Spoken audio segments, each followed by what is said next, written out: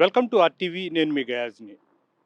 ప్రేమ పేరుతో మోసపోయిన దినేష్ బలవన్మరణానికి పాల్పడ్డాడు. ప్రస్తుతము పాపం వాళ్ళ తల్లిదండ్రులు కూడా గత కొంతకాలం కిందటే ఏ, మృతి చెందడం జరిగింది. ఒంటరిగానే వనంతోపులో ఒక అపార్ట్మెంట్లో ఉంటూ ఈవెంట్లు చేసుకుంటూ జీవనం సాగిస్తూ ఉంటాడు. అయితే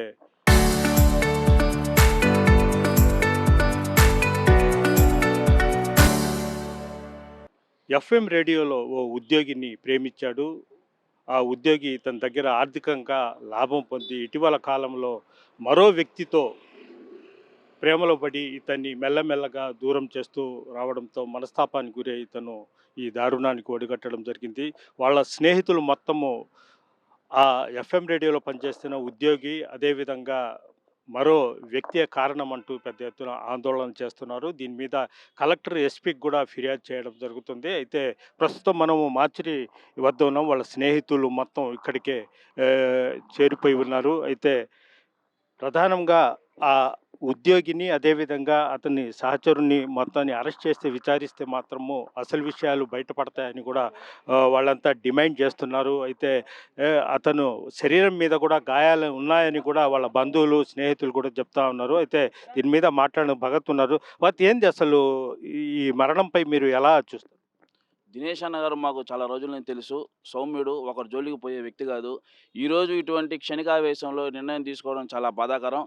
కాబట్టి ఏది ఏమైనా ఖచ్చితంగా పోలీసులు గాని, అధికారులు గాని మేము ఒకటే కోరుకుంటా ఉన్నాం. దీని వెనక ఖచ్చితంగా అనేక మంది ఇబ్బంది పెట్టున్నారు, బాధ పెట్టున్నారు, ఆవేదనకు గురి చేస్తున్నారు. కాబట్టి ఖచ్చితంగా నిష్పక్షపాతంగా విచారణ చేసి, ఈ యొక్క మరణానికి ఏవైతే కారణమయ్యారో వాళ్ళందరి మీద కఠినమైనటువంటి చర్యలు తీసుకోవాలా. ఇటువంటి దినేష్ అన్న లాంటి వ్యక్తి ఇంకొకరు ఈ విధంగా ఆలోచించి, ఈ విధంగా క్షణికావేశంలో తీసుకోకూడదంటే ఎవరైతే తప్పు చేశారో వాళ్ళ మీద ఖచ్చితంగా చర్యలు తీసుకుంటే గానీ ఇటువంటి వాటికి మనం ఫుల్ స్టాప్ పెట్టలేము. కాబట్టి ఖచ్చితంగా దినేష్ అన్నకి న్యాయం చేయాలని చెప్పని విచారించి ఎవరైతే దీని వెనకున్నారో వాళ్ళందరి మీద కూడా కఠిన చర్యలు తీసుకోవాలని చెప్పని కోరుకుంటా ఉన్నాం. అంటే ప్రధానంగా ఎవరైతే ప్రశాంతి అంటున్నారో ప్రియురాలు, అతను మళ్ళీ ఆమెకు మరో ప్రియుడు ఉన్నారు. వాళ్ళిద్దరూ కలిసే దీనికి ఒక స్కెచ్ వేసి వేధించి దానివల్లే ఇతను ప్రాణానికి ముప్పు వచ్చిందనేది ఒక ఆరోపణ వినిపిస్తుంది. అది కరెక్టే అంటారా? ఖచ్చితంగా అది వాస్తవమనే చెప్పాలా. ఎందుకంటే దినేష్ అన్న చాలా సౌమ్యుడు. అంటే కొద్దిగా అటువంటి యాక్టివిటీస్ ఉన్న వ్యక్తి యాక్సెప్ట్ చేసే పనైతే ఈరోజు ఈ విధంగా మరణానికి ఇదిగాడు. సరే వాళ్ళ కర్మ వాళ్ళే, వాళ్ళు మోసం చేశారని బతికే ఇదిలో ఉండేవాడు. సౌమ్యుడు కాబట్టే ఆ యొక్క మోసాన్ని తట్టుకోలేక ఆవేదనకు గురయ్యి వాళ్ళ యొక్క బెదిరింపులు ఇవన్నీ గూడా అనేక రకాలైనటువంటి ఎవిడెన్స్ గూడా ఉన్నాయి. వీటన్నిటిని గూడా పోలీసోళ్ళు నిష్పక్షపాతంగా విచారించి ఖచ్చితంగా దీని వెనక ఎవరెవరున్నారో వాళ్ళందరి మీద చర్యలు తీసుకుంటే ఇంకొక ప్రాణాన్ని మీరు కాపాడినోళ్ళవుతారు. పోయిన వ్యక్తిని ఎలాగో తీసుకురాలేరు.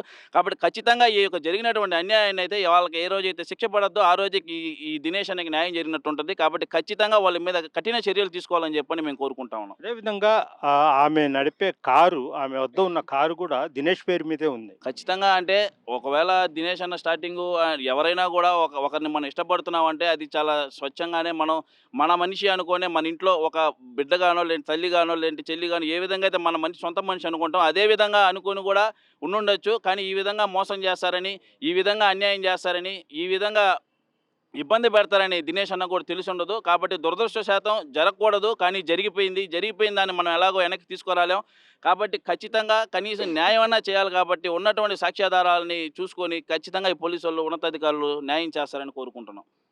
మీరు చెప్పండి, దినేష్ మరణంపై మీరు ఎలా స్పందిస్తారు? అదేవిధంగా ఉన్నత స్థాయి అధికారుల దృష్టికి ఏమైనా తీసుకెళ్తున్నారు? ఇక్కడ అన్నవాళ్ళు పెద్దోళ్ళందరూ వచ్చారు. మేము అన్న మరణానికి చాలా బాధపడుతున్నాము. దీనికోసం ఎంత దూరమైనా వెళ్ళడానికి మేము సిద్ధంగా ఉన్నాం. ఓకే. ప్రధానంగా దినేష్ తల్లిదండ్రులు లేరు. అదేవిధంగా బంధువులు అయితే కూడా వాళ్ళు కామ్ గోయింగు, ఎవరు అంటే ఇలాంటి విషయాల్లో జోక్యం చేసుకోరు. మేము స్నేహితులు ఉన్నాము, దినేష్కి న్యాయం జరిగినంత వరకు పోరాటం చేస్తామంటూ కూడా స్నేహితులు మొత్తం అయితే చెప్తున్నారు. వీడియో తెలిసిన అల్తాఫ్తో గయాజ్ ఆర్టీవీ నెల్లూరు నుంచి.